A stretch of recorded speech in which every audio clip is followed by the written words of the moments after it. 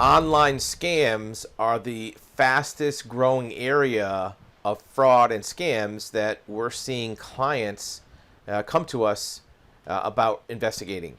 So the online scam has always been around. You know, the old Nigerian inheritance scam. There has been many fraud deals, even back into the 90s that were online. But just in the last 18 to 24 months, the percentage and volume of these has gone up exponentially.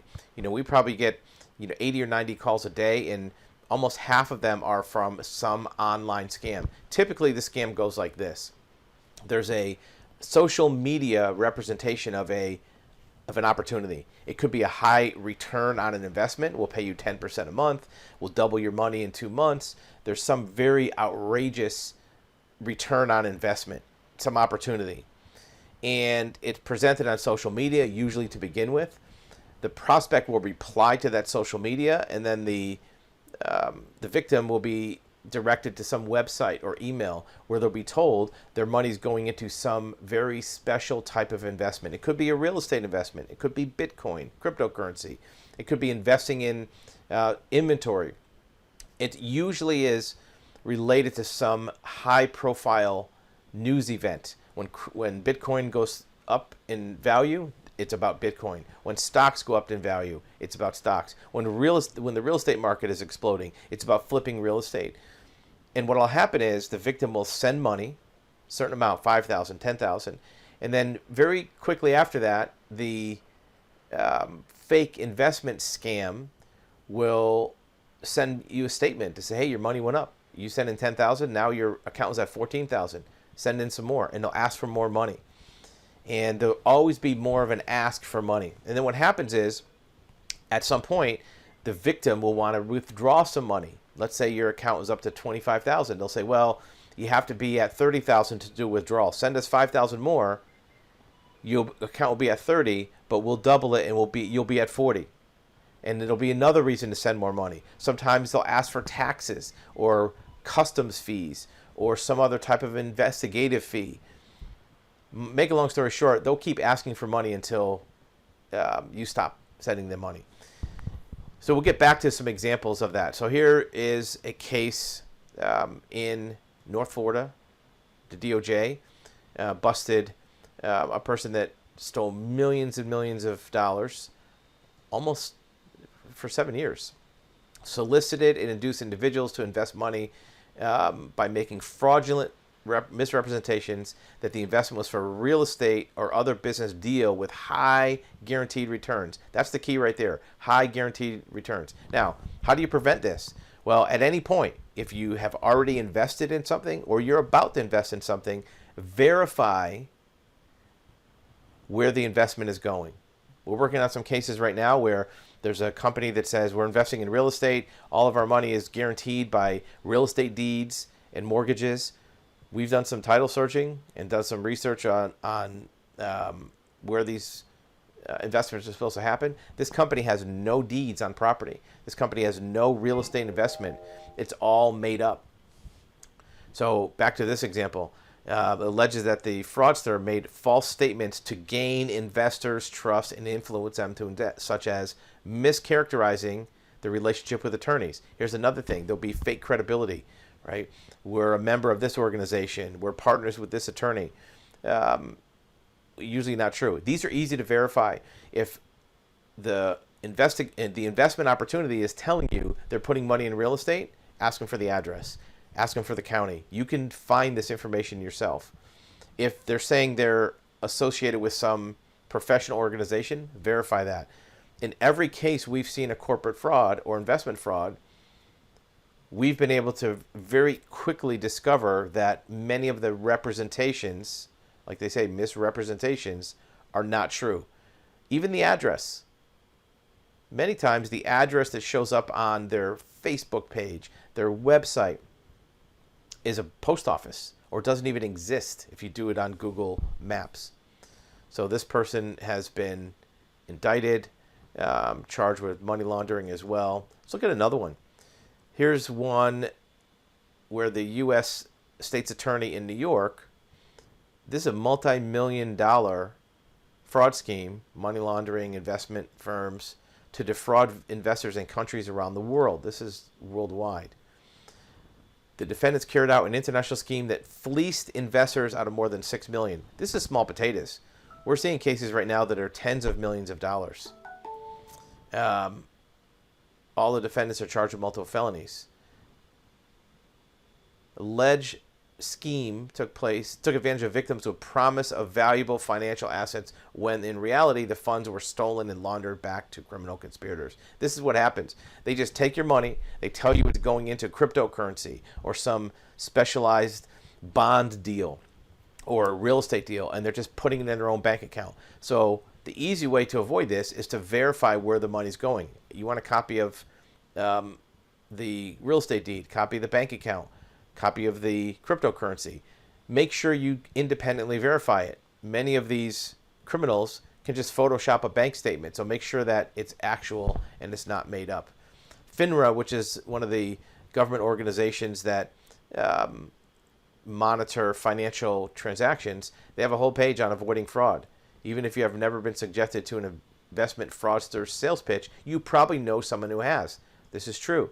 I guarantee you know somebody who has been a victim of an online scam or online fraud. It tells some of the different types and how to avoid it. Stop talking to them because they'll keep using social engineering or guilting you or making it seem so attractive that this investment will double your money that you may fall for it. So end the conversation. Here's what we talked about before. Most important, ask questions. Who are you? Where are you located? Where's your address? Can I come see you in person? Do you have a corporation? Where's your corporation located? But just basic questions will eliminate and filter out most of the scams. Even if they do pass this early question and answer, you still want to verify all the things they tell you. Red flags of fraud, this is an easy thing to look for. Anytime there's a guaranteed investment, guaranteed return, it's a red flag. Doesn't mean by itself it's a scam, but nobody can promise a guaranteed return. Most investment products have to be registered securities. You can ask the provider, are you a registered security? If the security is not registered, that means that they're already breaking one law, maybe they're breaking others. Consistent returns. You know, the market is not always the same. It goes up and down, or it goes up faster sometimes and other times. Even the largest investment fraud, the Bernie Madoff case, that should have been a red flag because the investment returns were steady even during the financial crisis of 2008. Here's another red flag. Is the strategy or the investment complex? A lot of times the excuse is it's too complicated to explain to you. It's a secret algorithm. It's our own proprietary method. If they can't explain it to you, that's a red flag. Or if they don't want to because they tell you it's a secret. Missing documentation, this is exactly what we talked about. If they can't provide documented records of where your money is it in real estate? Is it in cryptocurrency? Then that's something that is a red flag. Account discrepancy. This is very common. If you look at your statements that you get every month, sometimes the math doesn't even add up. If they're making up fake financial statements and they're adding up different numbers in the column to have a balance at the end, do the math. Use a simple calculator and add it up. Sometimes they don't even bother to make the math add up, and that's a red flag. Pushy salesperson. Look, if it's a good deal, they shouldn't have to be that hardcore of a sales process. People should be wanting to do this. Act now, urgency, time frame, those are all things that are important. Also look at, is the investment locked up, meaning that when you put your money in, are you prevented from taking it out for a certain period of time? Even the AARP has a front page article from very recently, from this month, about Bitcoin scams. So what's happening is scammers will use dating websites to create a fake long-distance relationship and then start asking for cryptocurrency. Or they'll use other methods that aren't traceable. Send cash, send gift cards in Bitcoin, who fed a string of lies and even sent fake certificates. Again, we talked about fake documents. Online scams don't have any boundaries. This is elderly people. They even are targeting Gen Z. More Gen Zs are falling for online scams. This day and age, Gen Zers and millennials want to be part of technological advances, cryptocurrency, alternate banking sources, alternate income. Look, that generation has seen baby boomers make money off of investments for decades, and now they want to be part of it. So they want to use their own knowledge of technology to be part of the investment boom.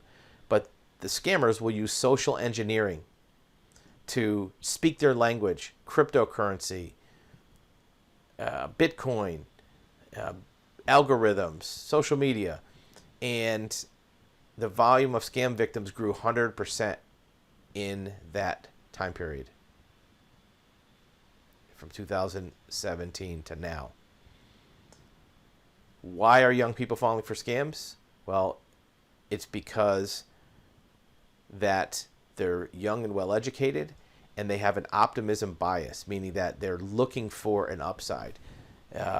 They feel invulnerable and causes them not to take safety precautions. In some cases, it's that they haven't been through a negative event. Many baby boomers, when they were younger, they had losses. There were limited partnership scams back then. There was, going back into the 1930s and 40s, there was a recession, there was a depression, there was world wars. So people were cautious with their money. So it's less likely that you're going to be careless with your funds. Distorted lenses, meaning that if you start asking questions and you say you don't understand something, you're going to be seen as unintelligent, old, and gullible, meaning that when a scammer says to you, well, you should know about this, you're a millennial, you should know how technology works, it's almost like guilting you into doing it, that if you don't do it, you're too stupid. So online scams are a big deal. The U.S. Department of Justice, I guarantee you, is very busy.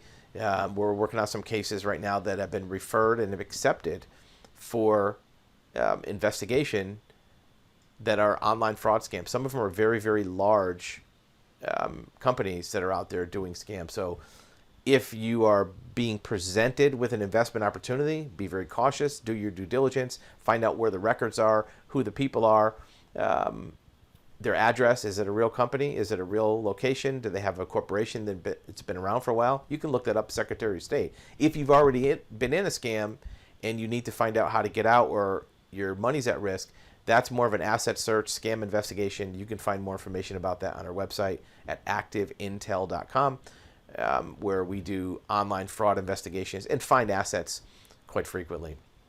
Glad to be of assistance. If you do need more information, the website's there. You can email our help desk, help@activeintel.com. Or you can even arrange for a private consultation through Teleclient, which is you see it on the screen, which is our consultation video link.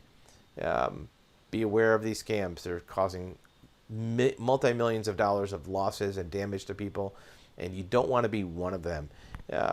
You work hard for your money. Even if you make 10% a year, one large scam can wipe out 10 years of your hard work. And you don't want to be in that position where you have to start backwards and basically have worked for free for 10 years. If all your 10 years of savings goes down the drain in one scam, you basically worked for free for that 10 years. Don't let that happen to you. We've seen it happen a million times. If you do think you're a victim, act early. Take action quickly to make sure you don't lose any more money and get your money back before it goes farther south.